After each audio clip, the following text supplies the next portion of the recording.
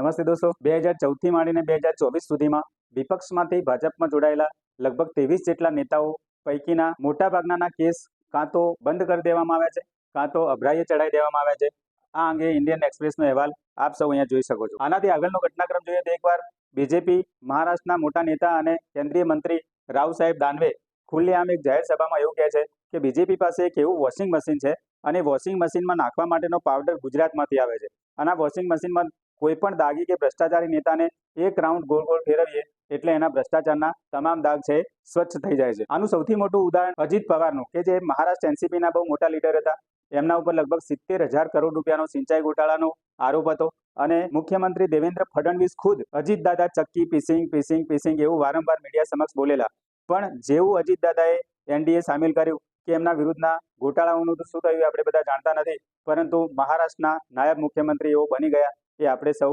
સારી રીતે જાણીએ છીએ. એ જ રીતે એનસીપીના નેતા પ્રફુલ્લ પટેલ, કે જેમના ઉપર દાઉદ ઇબ્રાહિમ સાથે સંબંધો હોવાનું અને ઇકબાલ મિર્ચી સાથે સંબંધો હોવાનું ઘણીવાર મીડિયાની અંદર બીજેપીએ જાહેર કરેલું, પરંતુ જેવું એમણે એનડીએ જોઈન કર્યું 2023માં એમના ઉપર ચાલી રહેલા ઇન્ડિયન એરલાઇન્સ અને એર ઇન્ડિયા મર્જર કેસના ગોટાળાની જે ફાઇલ હતી એ આખી ફાઇલ જ અભરાઈએ ચડાવી દેવામાં આવી. અને અહીંયા આપણે જોઈ શકીએ છીએ કે આપણા મોદી સાહેબ પ્રફુલ્લ પટેલ સાથે કેવા ખિલખિલાટ હસી રહેલા છે. એ જ રીતે 2016માં 100 કરોડની હેરાફેરીના કેસમાં એનસીપીના નેતા છગન ભુજબળની સામે કેસ કરવામાં આવેલો. ઈડી દ્વારા એમની ધરપકડ પણ કરવામાં આવેલી, પરંતુ જેવું એમણે બીજેપી જોઈન કર્યું કે તરત જ એમના ઉપરના કેસ તો બંધ થઈ જ ગયા, પણ સાથે સાથે મહારાષ્ટ્ર સરકારમાં એમને મંત્રી પદ પણ આપી દેવામાં આવ્યું. આનું સૌથી મોટો કૌભાંડ આપણે જોઈએ તો મહારાષ્ટ્રના પૂર્વ મુખ્યમંત્રી અશોક ચવ્હાણ જ્યારે આદર્શ સોસાયટી કૌભાંડમાં પકડાય છે ત્યારે નરેન્દ્ર મોદી સાહેબ ખુદ એમના ઉપર આરોપ મૂકતા કહે છે કે અશોક ચવ્હાણે શહીદોની વિધવાઓ માટે બનાવેલા ફ્લેટ ગેરકાયદેસર રીતે બીજાઓને વેચી દીધા છે, એટલે શહીદોની વિધવાઓ સાથે જે અન્યાય એમણે કર્યો છે એના માટે પોતે એમને કદી પણ છોડશે નહીં. પરંતુ જેવા બીજેપી જોઈન કરે છે અશોક ચવ્હાણ સાહેબ કે તરત જ 24 કલાકમાં જ એમને રાજ્યસભાના સાંસદ બનાવી દેવામાં આવે. એ જ રીતે શિવસેનાને જ્યારે શિંદે અને ઠાકરે ગ્રુપમાં વિભાજિત કરવામાં આવે છે ત્યારે શિંદે ગ્રુપના એવા ધારાસભ્યો કે જે એનડીએને સપોર્ટ કરે છે એ બધા વિરુદ્ધના કેસ છે સંકેલી લેવામાં આવે છે, પણ એવા ધારાસભ્યો કે જે એનડીએને સપોર્ટ નથી કરતા એ બધાને જેલ ભેગા કરી દેવામાં આવે છે. નવીન જિંદાલ, કે જે 2004થી માંડીને 2014 સુધી કોંગ્રેસની ટિકિટ ઉપરથી લોકસભાની અંદર સંસદ સભ્ય રહેલા, પરંતુ 2016 અને 2017માં સીબીઆઈ દ્વારા એમના ઉપર મની લોન્ડરિંગના કેસ કરવામાં આવ્યા અને 2022માં તો ઈડીએ જિંદાલ સ્ટીલ ઉપર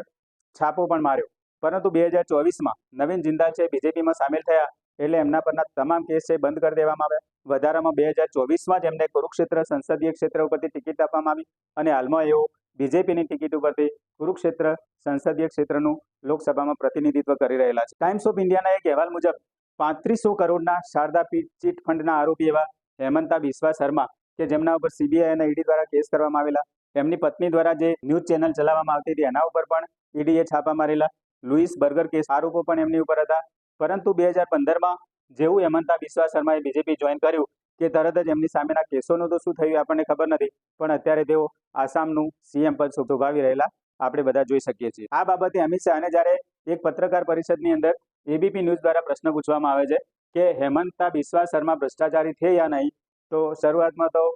અમિત શાહ સાહેબ એનો જવાબ નથી આપતા, પણ વારંવાર એ પત્રકાર દ્વારા પૂછવામાં આવે છે ત્યારે ખંતુ હાસ્ય વેઠતા આપણા ગૃહમંત્રી કહે છે કે મેં इसका જવાબ નહીં દેના ચાહતા. 2019માં બીજેપીમાં થયેલા હર્ષવર્ધન પાટીલ તો એક જાહેર સભામાં ખુલ્લેઆમ કહે છે કે બીજેપીમાં જ્યારથી મેં જોઈનિંગ કર્યું છે ત્યારથી મને હવે ઈડી કે સીબીઆઈનો કોઈ પણ પ્રકારનો ડર રહ્યો નથી. તો આવા બધા નેતાઓ ખુલ્લેઆમ એવું કબૂલ કરે છે કે જો તમે બીજેપી જોઈન કરો તો તમે ગમે તેટલા દાગી કે ભ્રષ્ટાચારી હોવ છતાં પણ તમને બીજેપી છે સુરક્ષા કવચ પૂરું પાડી રહી છે. બંગાળની વાત કરીએ તો મમતા બેનર્જીની પાર્ટીના મુકુલ રોય 2017માં જ્યારે બીજેપી જોઈન કરે છે ત્યારે કોઈ પણ પ્રકારના નીતિ નિયમો વગર એમને સીધા બીજેપીના રાષ્ટ્રીય ઉપાધ્યક્ષ બનાવી દેવામાં આવે છે.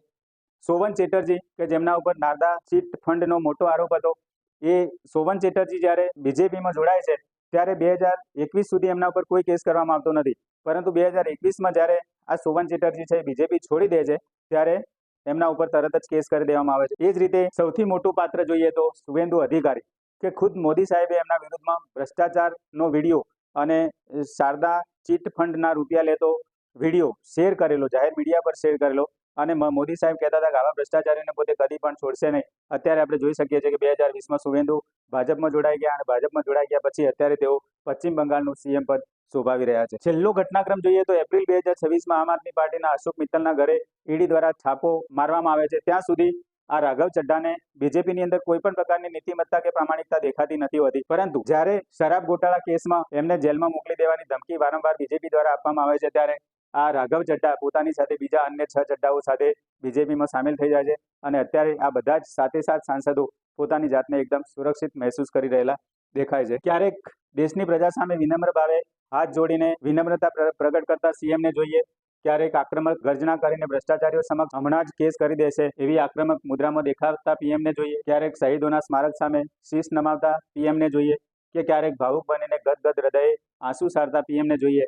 ત્યારે આપણને એમ લાગે કે દેશ હવે ટૂંક સમયની અંદર જ વિશ્વગુરુ બની જશે. પરંતુ દેશના વિવેક બુદ્ધિવાદી લોકો આટલું બધું જોયા જાણ્યા પછી ચોક્કસ સમજી શકતા હશે કે દેશ વિશ્વગુરુ તો નહીં પણ ભ્રષ્ટાચાર ગુરુ તો ચોક્કસ બનશે.